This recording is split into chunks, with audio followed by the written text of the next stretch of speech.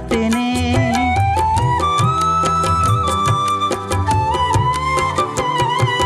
பலத்த கரத்துல நானும் அடங்கி இருப்பேனே. உங்க சொல்ல கேட்டுதான் நானும் தினமும் நடப்பேனே. எண்ணில்லாத அதிசயம் என் வாழ்வில் செய்தவரே, எண்ணில்லாத அதிசயம் என் வாழ்வில் செய்தவரே. உங்க தோளில் சுமந்து என்னை காத்து வந்தவரே. உங்க வார்த்தை சொல்ல என்னவோ